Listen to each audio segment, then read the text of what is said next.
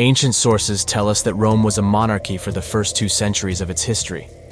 To be more specific, they tell us that Rome had 7 kings, who ruled from the day the city was founded, the 21st of April 753 BC, to the beginning of Republican times in 509 BC. But the tales that have been passed down about the 7 kings of Rome are a combination of historical accounts and the myths and legends of ancient Rome.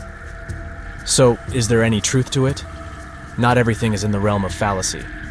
There are, in fact, quite a few facts about the 7 kings of Rome that appear to be historically accurate, even though historians cannot always differentiate between history and myth. These include the names of the Roman kings in the order in which they ruled, as well as their background and their responsibilities. Authors from the 1st century BC, such as Livy and Dionysius of Halicarnassus, are the primary sources of information regarding the monarchy that existed in ancient Rome. Nonetheless, they are a significant amount of time after the kingdom itself, which indicates that a large portion of what we know from them is a combination of historical facts, myths, and legends, and that it is impossible for historians to draw any definitive conclusions from looking only at literary sources. But this is where archaeology comes into the picture and saves the day once again. A number of the archaeological ruins in Rome date back to the time of the monarchs, and these ruins helped date and confirm some of the information that was written down by the ancient authors. The king of Rome wielded absolute power over the people, and the Senate served as a weak, oligarchic check on his power, primarily exercising minor administrative functions. Despite this, except for Romulus, Roman kings were elected by citizens of Rome, who sat in the Curiate Assembly. Members would vote on candidates nominated by a selected member of the Senate, known as an interrex. Candidates could be chosen from any source. During the period of the kings, Rome was ruled by 7 kings, and each of their reigns was defined by the personality in question. Each of these kings is credited with either establishing a key Roman tradition or building an important structure. Also, none of these 7 kings was known to be a dynast, and no mention of the hereditary nature of the kingdom is made until the 5th king, Tarquinius Priscus. The said rulers, according to their order, were: Number 1. Romulus. Romulus was the legendary first king of Rome and its founder. Romulus began constructing the city on Palatine Hill in 753 BCE, and according to legend, after founding and naming Rome, he allowed men of all classes, including slaves and freemen, to come to it as citizens without distinction. Romulus invited the neighboring tribes to a festival in Rome to abduct the young women among them to provide wives for his citizens. This is known as the rape of the Sabine women, and following the war with the Sabines, Romulus shared the throne with Titus Tatius, the Sabine king. Romulus chose 100 of the most noblemen to form the Roman Senate, which served as the king's advisory council. These men were known as patrae, from pater, which means father, and their descendants were known as patricians. He also instituted voting and class structures that would define socio-political affairs throughout the Roman Republic and Empire. Number 2. Pompilius Numa. Following Romulus's death, there was a 1-year interregnum during which 10 men chosen from the Senate governed Rome as successive interreges. The Senate eventually chose Numa Pompilius, a Sabine, to succeed Romulus because of his reputation for justice and piety. Peace and religious reform were hallmarks of Numa's reign. Numa also built a new temple to Janus, and after establishing peace with Rome's neighbors, closed the temple's doors to symbolize peace. For the rest of his reign, the temple's doors remained shut. He founded the cult of the Vestal Virgins in Rome, as well as the Leaping Priests and 3 Flamings, or priests, assigned to Jupiter, Mars, and Quirinus. He also established the office and responsibilities of Pontifex Maximus, the Roman state priest. Number 3. Tullus Hostilius.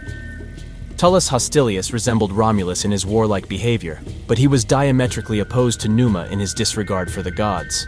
Tullus fought against Alba Longa, Fidenae, and Veii, as well as the Sabines. He completely destroyed the city of Alba Longa during his reign, after which he integrated its population into Rome. According to the Roman historian Livy, Tullus neglected god worship until he became ill and superstitious near the end of his reign. So, when Tullus begged Jupiter for help, Jupiter responded with a bolt of lightning that burned the king and his palace to ashes. Nonetheless, Tullus is credited with building the Curia Hostilia, a new home for the Senate that lasted 562 years after his death. Number 4. Marcius Ancus. Following Tullis's death, the Romans elected Numa's grandson, Ancus Marcius, as a peaceful and religious king. However, Ancus, just like his grandfather, did little to expand Rome's borders and only fought wars to defend his territories. His name is also usually associated with building work, such as the construction of the Sublician Bridge and the founding of Ostia, which is now Ostia Antica, the ancient port of Rome. Under his kingdom, the Aventine and Caelian Hill became part of Rome's city, and the city also encompassed the Janiculum, which is above the Trastevere. Number 5. Lucius Tarquinius Priscus. Lucius Tarquinius Priscus, the first Etruscan birth, was the 5th king of Rome. After settling in Rome, he gained the favor of Ancus, who later adopted him as his son. When he ascended to the throne, he waged wars against the Sabines and Etruscans, effectively doubling the size of Rome and bringing great treasures to the city.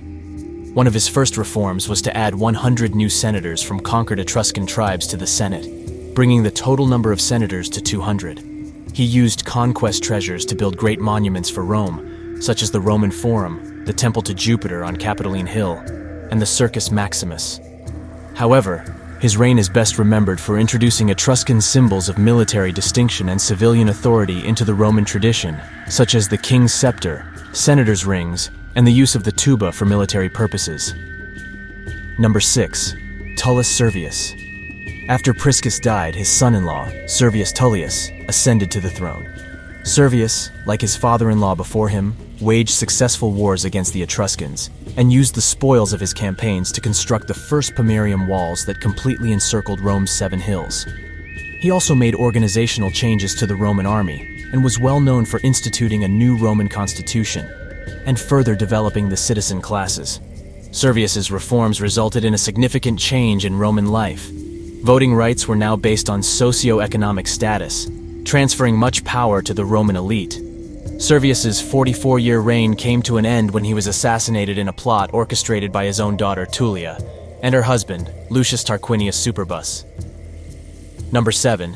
Superbus Lucius Tarquinius. And lastly but not least, we have Tarquinius, who fought many wars against Rome's neighbors, including the Volsci, Gabii, and Rutuli.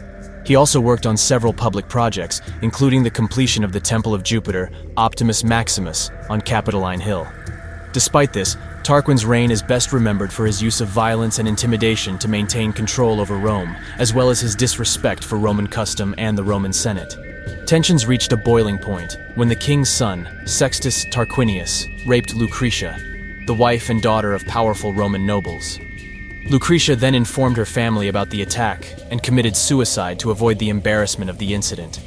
In 509 BCE, 4 men led by Lucius Junius Brutus instigated a revolution, and Tarquinius and his family were deposed and expelled from Rome. Brutus and Collatinus were the first consuls of Rome, ushering in the Roman Republic. This new government would last for the next 500 years, until the rise of Julius Caesar and Caesar Augustus, during which time Rome's authority and area of control expanded to encompass vast swaths of Europe, North Africa, and the Middle East. This brings us to the end of this video. If you liked the video, please consider subscribing and sharing so we can keep bringing more content like this. See you next time.